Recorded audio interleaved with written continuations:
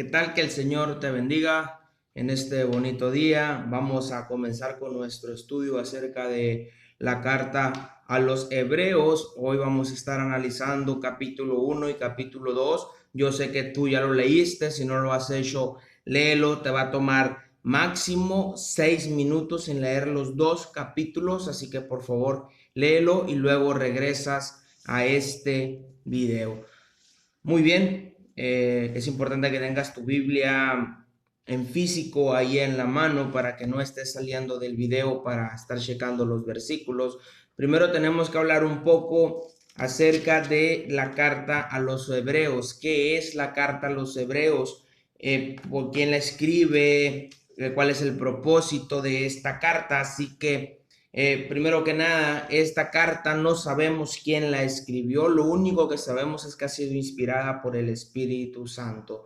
Muchos aseguran que fue Pablo. La gran mayoría de eruditos que le han querido poner un autor han dicho que es Pablo. Sin embargo, otros tantos afirman que no hay una exactitud para saber que fue él, y en realidad no lo dice. No tenemos un autor como cualquier otra carta que al principio empiezan hablando sobre quiénes son ellos, saludando a la iglesia, saludando a la gente y poniéndose ellos mismos como autores.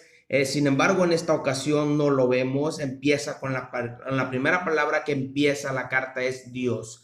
Esta palabra es un parteaguas y nos habla desde el principio qué es a lo que va a ir enfocada esta carta. Muy bien, en esta carta, ¿a quién está dirigida? Está dirigida a un grupo de hebreos, por eso el nombre de Hebreos. Hebreos, aunque la carta tampoco dice explícitamente que va escrita hacia los hebreos, sino por los temas que toca la carta, se le atribuye el nombre de Hebreos. ¿Por qué? Porque había un grupo grande de hebreos, es decir, de judíos, que ya habían conocido de Cristo y que lo habían aceptado, que no le habían rechazado y que habían estado ahora queriendo judaizar aquellas enseñanzas del Evangelio, aquellas enseñanzas de Cristo. Encontramos mucha historia a través de los hebreos, mucha historia del Antiguo Testamento en esta carta. Hace mucha alusión al Antiguo Testamento y esto es obvio. ¿Por qué? Porque pues los judíos conocían muy bien la palabra, conocían muy bien las escrituras, conocían muy bien la ley de Moisés, el Pentateuco, los primeros 5 libros los conocían muy bien, conocían la historia de Israel, conocían a los profetas, tanto los mayores como los menores, los conocían bien, conocían los salmos, conocían todo. Por ello es que esta carta tú vas a encontrar muchísimo Antiguo Testamento dentro de la carta, muchas referencias del Antiguo Testamento. ¿De qué habla esta carta? Esta carta habla principalmente de Cristo, pero a través del Antiguo Testamento. Primero encontramos, vemos en el primer capítulo la superioridad de Cristo, habla de cómo Cristo es mayor que los mismos ángeles, cómo Cristo es el Hijo de Dios mismo. Encontramos todo acerca de Cristo. Encontramos también pues que es un mensajero más grande, que es incluso un mensaje más grande. Encontramos a partir del capítulo 2, encontramos la salvación, encontramos el Salvador también en ese mismo capítulo 2, y luego empieza a hacer algunas alusiones a ciertos personajes o ciertas cosas que los judíos conocían, que conocían muy bien y que dominaban estos temas. Por eso en el capítulo 3 vemos que Jesús es mejor que Moisés. Encontramos que en el capítulo 4 es mejor que el día de reposo, porque acuérdense que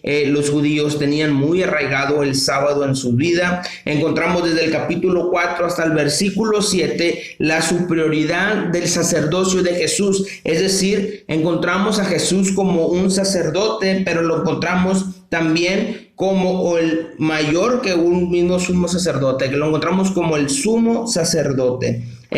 Encontramos también que tenemos un mejor pacto. En el versículo 8 lo encontramos que es mejor que el mismo santuario. En el capítulo 9 lo encontramos que es mejor que los mismos sacrificios. ¿Por qué? Porque acuérdense que los judíos tenían que hacer sacrificios y aquí hay algo importante que tenemos que hablar también. Para este momento que se escribe la carta, el santuario, el templo todavía no había sido destruido, todavía estaban realizando sacrificios. Se cree que aproximadamente esta carta fue escrita entre el año 67 y el año 69 después de Cristo, entre el 67 y el 69, y el templo fue destruido entre el 70 y el 72.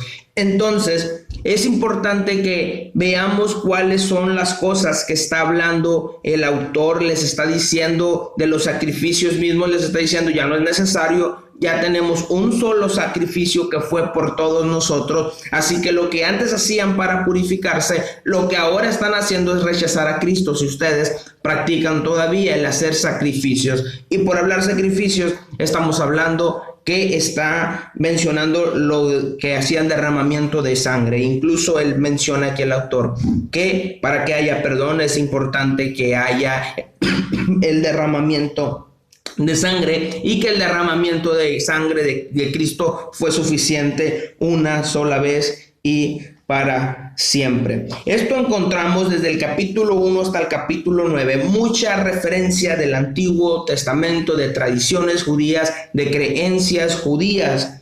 Y después del capítulo 10 al capítulo 13 encontramos enseñanzas acerca de cómo el creyente debe de vivir, cómo debe de tener la conducta cristiana, pero también de algunos privilegios del creyente. Encontramos la fe, de esa fe que es salvadora en el capítulo 10. Encontramos también acerca de la fe falsa, de la fe genuina, encontramos en el capítulo 11. Y el famoso capítulo de Hebreos 11, como que se le conoce como héroes de la fe o el salón de la fama, ya nos empieza a hablar acerca de la fe. Y por último, cómo es que el cristiano debe de comportarse con la relación a otros, con la relación con nosotros mismos y con la relación a Dios. Entonces, de esto es lo que habla Hebreos, la carta en general. Y pudiéramos hacer un estudio extenso sobre Hebreos, sin embargo, estas son generalidades. Y ahora sí, Hebreos capítulo 1, vamos a ver versículo 1 y versículo 2. Dice: Dios, habiendo hablado muchas veces y de muchas maneras en otro tiempo a los padres por los profetas, en estos postreros días nos ha hablado por el Hijo, a quien constituyó heredero de todo y por lo quien asimismo hizo el universo. Hasta aquí vamos a dejar estos dos versículos. Ojo cómo empieza esta carta. Esta carta, la primera palabra que menciona es Dios. Encontramos un punto de partida en la palabra Dios. Ha hablado o habiendo hablado de muchas maneras. ¿Cuál era esto? ¿Qué era esto? Los hebreos sabían bien a qué se estaba refiriendo. Tenían 39 libros que ya hablaban acerca de la voluntad de Dios, de cómo es que tenían que hablar, de cómo se tenían que comportar, acerca de Dios mismo, sobre la creación, sobre los profetas, las profecías, sobre muchas cosas ya sabían. Muchas veces Dios hablándoles, corrigiéndolos, exhortándoles por la manera en la que viven, yendo cautiverio, también cómo adorar al Señor, muchos salmos. Entonces ellos sabían muy bien que Dios ya había hablado de muchas maneras a través de muchos años, que Dios ya había estado hablando. Pero también vemos aquí la parte de aguas entre el Antiguo y el Nuevo Testamento, porque les dice: les habló Dios de muchas maneras en otro tiempo a los padres de los profetas, pero en este, dice el versículo 2, en este postreros días nos ha hablado por el Hijo. Es decir, nos ha hablado por Jesús. Encontramos una transición entre el Antiguo Testamento y el Nuevo Testamento. Es decir, antes necesitabas de la ley para ser salvo, antes necesitabas la ley de Moisés, ahora lo que necesitas es a Cristo. ¿Qué es lo que estaba pasando? Tenemos que entender este contexto que les mencionaba hace un momento. Los hebreos que ya habían aceptado a Jesús, que ya habían entendido que Cristo, que Jesús es el Cristo, que ya había venido ese Mesías al que habían esperado, querían seguir haciendo las mismas prácticas que el Antiguo Testamento o que la ley demandaba. Querían estar haciendo lo mismo, los mismos sacrificios, querían judaizar, querían hacer absolutamente todo. Recuerden también lo que pasa con Pablo, que exhorta a Pedro, porque quería que se judaizaran, quería que hubiera una circuncisión en los varones. Por lo tanto, aquí está el autor diciendo lo mismo. O sea, antes Dios ya nos habló, antes ya ha hablado de muchas maneras y muchas veces, pero ahora nos habla a través de Cristo, ahora nos habla a través de Jesús. Esto es lo que les está diciendo. Y aquí les empieza a decir, este Hijo, es decir, Jesús, a quien constituyó heredero de todo y por quien asimismo hizo el universo. Vean qué impresionante que aquí lo está hablando, como en la persona de la salvación a Cristo lo está poniendo como el Hijo, en la Santa Trinidad que nosotros conocemos. Y le está diciendo, a través del Hijo se hizo todo el universo. Es decir, todo está enlazado a Jesús. Incluso recuerden también lo que Jesús dijo, que los salmos hablaron de Él, que los profetas hablaron de Él. Entonces todo el Antiguo Testamento apunta hacia el sacrificio de Cristo. Y todo el Nuevo Testamento también apunta hacia el sacrificio de Cristo. Entonces, el tema central de la Biblia es Jesucristo mismo. El tema central del Evangelio es Jesús. Y esto es lo que nos deja ver la carta a los hebreos. Esto es lo que nos hace ver, lo que nos hace saber a nosotros que todo se centra en la persona de Cristo. Y lo podemos ver, versículo 2, 3 y 4, dice, en estos postreros días nos ha hablado por el Hijo, a quien constituyó heredero de todo, y por quien asimismo hizo el universo, el cual, siendo el resplandor de su gloria y la imagen misma de su sustancia, y quien sustenta todas las cosas con la palabra de su poder, habiendo efectuado la purificación de nuestros pecados por medio de sí mismo, se sentó a la diestra de la majestad en las alturas. Fíjense lo que dice, habiendo efectuado la purificación de nuestros pecados, es decir, Cristo ya pagó por nuestros pecados, pero no solamente eso, sino que ahora también está sentado a la derecha del Padre. Y podemos ver aquí la supremacía de Cristo. Incluso si tú empiezas a leer a partir del versículo 5 y hasta el versículo 14, vemos que Cristo es superior que los ángeles mismos. Esto de los ángeles es importante para los hebreos. Ellos pensaban muchísimo en los ángeles. Para ellos un ángel era lo máximo. Acuérdense, por ejemplo, lo que creían en el lago de Betesda, que creían que un ángel descendía y que movía las aguas para darle sanidad, y muchísimas cosas a través de los ángeles. Ellos son fieles creyentes de los ángeles, pero saben que los ángeles son una creación solamente de Dios. Por eso aquí, el autor de la carta, no me atrevo a decir que fue Pablo porque no sabemos con exactitud si fue Pablo o no, pero es muy probable, menciona y les hace saber que Cristo es mayor que los mismos ángeles. Así que esto es lo que podemos ver a través del capítulo 1, que hay una transacción entre el antiguo y entre el nuevo, entre la ley y entre Cristo. Es decir, ya no estamos en la ley, ya no dependemos de la ley, ahora dependemos de Jesucristo mismo. Así que vámonos al capítulo 2, y aquí quiero enfocarme un poquito más. En el capítulo 2 dice, por lo tanto, es necesario que con más diligencia atendamos las cosas que hemos oído, no sea que nos deslicemos, porque si la palabra dicha por medio de los ángeles fue firme, y toda transgresión y desobediencia recibió justa retribución. Ojo con el versículo 3. ¿Cómo escaparemos nosotros si descuidamos una salvación tan grande, la cual, habiendo sido anunciada primeramente por el Señor, fue confirmada por los que oyeron? Ojo con esta pregunta. ¿Cómo escaparemos nosotros si descuidamos una salvación tan grande? Este versículo ha sido muy descontextualizado para poder afirmar algo que no es, para poder decir que la salvación misma se pierde, porque la pregunta pareciera que eso nos deja ver, porque dice, ¿cómo escaparemos nosotros si descuidamos una salvación tan grande. Y ha sido muy descontextualizado y es uno de los principales versículos que la gente que cree que la salvación se pierde utiliza para afirmar esto. Sin embargo, para poder entender esta pregunta y para poder entender lo que el autor está diciendo, tenemos que leer todo el contexto, y es por eso que quise hacer un solo video para los dos capítulos, porque no puedo explicar el capítulo 2 sin hablar del capítulo 1 y el contexto que ya les mencioné al principio. Así que primero tenemos que analizar, para poder entender esta pregunta, hay que hacernos otras tres preguntas. ¿Qué es o de qué escaparemos? Porque dice el cómo escaparemos. Entonces la pregunta es, ¿de qué? ¿De qué vamos a escapar? La segunda pregunta que yo me haría es, ¿qué es descuidar? Porque dice la pregunta, ¿cómo escaparemos nosotros si descuidamos? Entonces la pregunta es, ¿qué es descuidar? Y la tercera pregunta es, ¿qué tan grande es la salvación? Porque dice, ¿cómo descuidamos una salvación tan grande? Así que para responder a esta pregunta necesitamos de otras tres preguntas. Y la primera es, ¿de qué escaparemos? La respuesta es simple y es sencilla. Escaparemos de la ira de Dios. Y la pregunta es, ¿cómo escaparemos de la ira de Dios?